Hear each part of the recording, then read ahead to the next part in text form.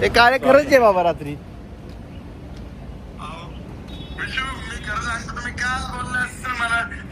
आणि किती वाजता आले भाई?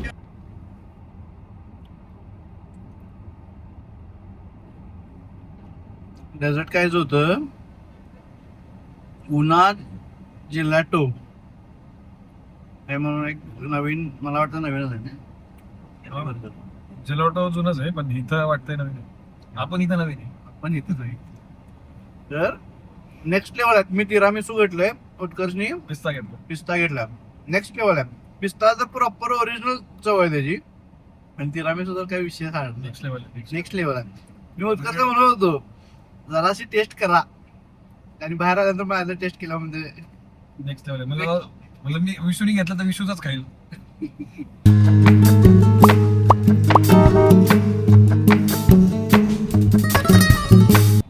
जरा पुण्याला आलेलो, एक 2-3 दिवसाचं काम आहे.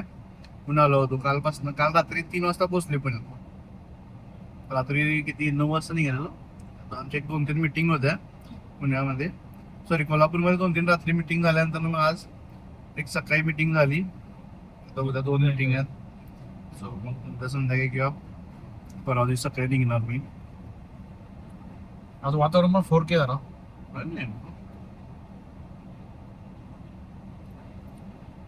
प्रसन्न वाटतं आज. प्रसन्न प्रसन्न फ्रायडे ते जास्त गेली. आता मधला घ्या ते cut cut cut cut cut. मी बोलतो ना त्यावेळेस आहे का? आता नाही मी बोलतोय की this where you should take the train.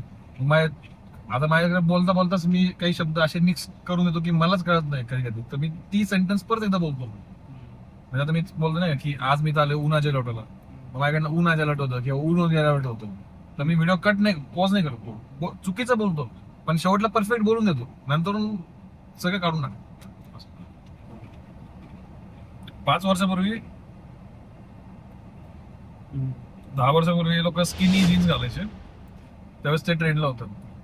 जसे सगळे गावाकडे ती फॅशन आली केलं की लोक सिटीतली नाही का, म्हणजे मुंबईमधली ऍक्टर ऍक्ट्रेस ढगळे कपडे, ढगळी pant, baggy shorts, baggy pant घालून. आता सगळेजण बॅगी घालायला लागलेत.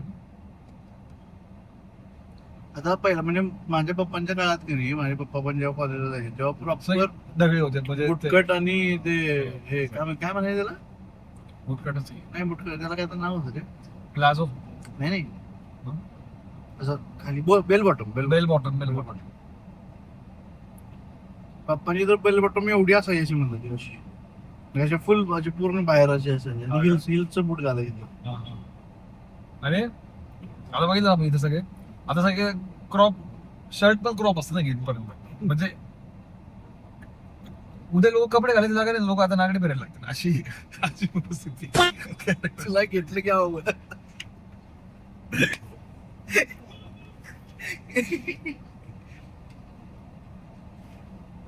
बघ यश राजपूत वाटते. आपण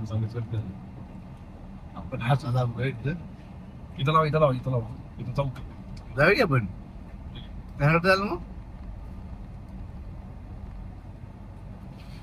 जे पण होतं एकदम भारी होतं.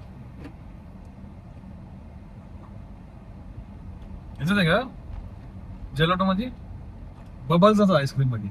आपण जे नॉर्मल म्हणजे आईस्क्रीमची क्वालिटी बबल्स वरती असते, तर आपण अमूलची खाल्ली त्यात एअरचे लय बबल असतात, तसं खाल्ली की ती खाल्ल्यासारखंच वाटत नाही. आणि ह्याच्यामध्ये का ते बबल्स कमी असतात, म्हणजे ऍक्च्युली आईस्क्रीम पण नाही, फ्रोझन डेझर्ट म्हणताय. मग खरंच भारी होतं ते. बरोबर डबल स्कूप नाही येतो. बरोबर आपल्याला थंड पाणी घ्यायला. तसं क्वालिटी हिशोबाने एवढं महाग पण नाही, म्हणजे 160 रुपये काय असं नाही. नॉर्मल आईस्क्रीम 100 रुपये 80-90 रुपयाला 100 रुपयाला स्कूप तर असतो ते करून. त्याचं आता बास्किनचं 125-130 तर आहेच, पण त्यापेक्षा लई क्वालिटी आहे. म्हणजे मी एक स्कूप टाकून थोडा अर्धा पण टाकतो तुम्हाला.